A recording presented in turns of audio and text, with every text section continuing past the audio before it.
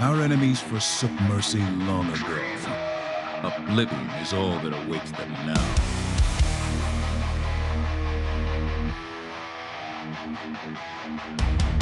Betrayal in all ranks, a shadow in the night. Some hell divers have lost their sight. They let the automatons creep ever near. But true hell divers won't bow to fear. They may falter, but we stand tall. For Super Earth, we answer the call. Treason won't break us, it won't pull us down. We fight for liberty, for freedom's crown. Hold the line, true hell divers, don't let them through. Traitors will fall and the brave will renew. For managed democracy, we'll purge the stain. For freedom, for justice, we'll rise again. Treason, don't let them through. Evening's freedoms, you liberty-blessed wall of guns. That delightfully patriotic, if sublimely wrathful tune was Helldiver's Treason by Rising Rhythm, who just produces the most wonderful, audible treats that enrich my very soul. I know that I said I wouldn't be giving those guys who shall not be named in my presence any further attention, but when this crossed my desk earlier today, I just had to use this to play me in. I've actually been jamming out to this for a good portion of the day.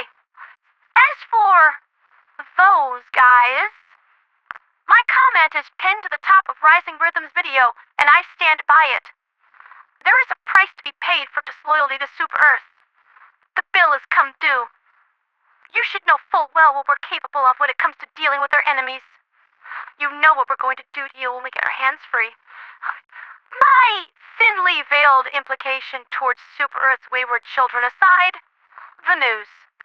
It turns out that my prior assessment to we can just come back to Pandion and deal with it later didn't exactly pan out that way. At all. This planet has a particularly virulent and fierce strain of Terminid that is reproducing almost as fast as they can be put down. Even with nearly half the total number of Helldivers in active service being deployed there, they've only really been able to keep the Pandion hives from taking any additional ground. The fighting is especially brutal on this planet with SEAF personnel and Terminid swarms being just chewed up in this vicious meat grinder. It is ugly down there. Fortunately, I still have a whole bunch of disgraced Helldivers to burn through on super Helldives to try to slow the enemy down. At this point, it's less of my unpetty nature and more, we kinda have to do this, or else those evil little devil bugs are going to overtake us.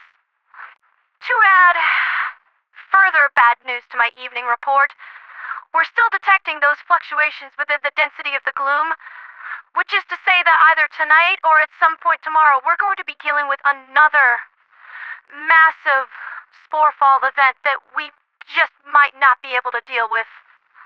It's hard to say for certain, given how the gloom tends to suppress long-range sensors, but it appears that the fluctuations are located in the northern hemisphere of the TQZ, which implies Esker is their next target, but again, it's almost impossible to say.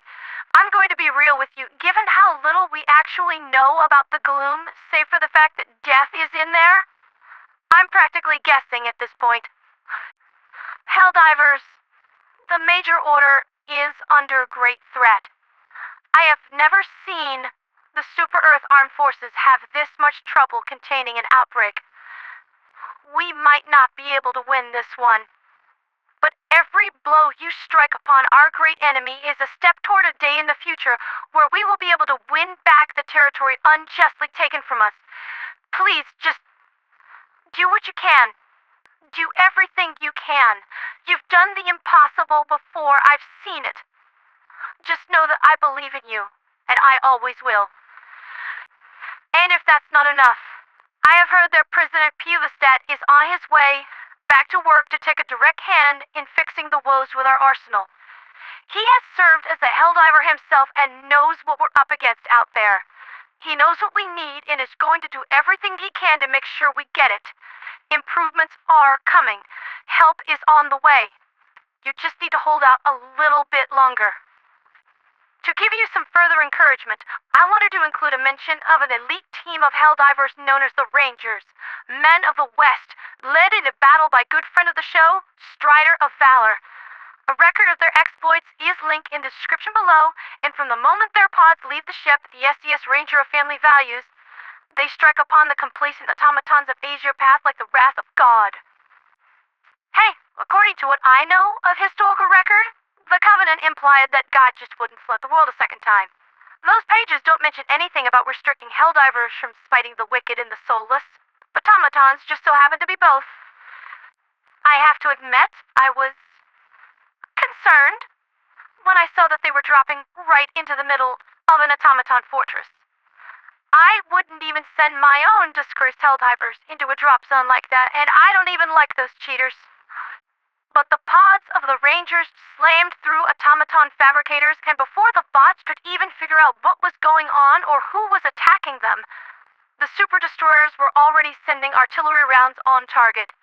The entire fortress was blown to pieces inside of a minute and a half.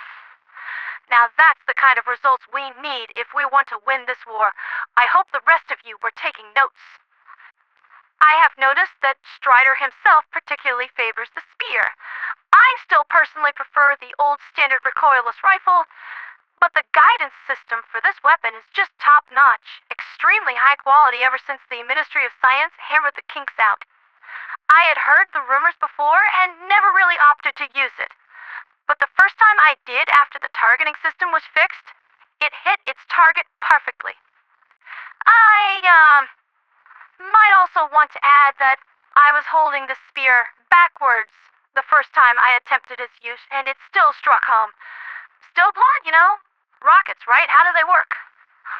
As for the location of the Rangers today, who knows? Probably somewhere on Pandion doing the most good where they're needed. We can relate. My brother is on the ASD and doesn't handle people so well. That's the right term, right?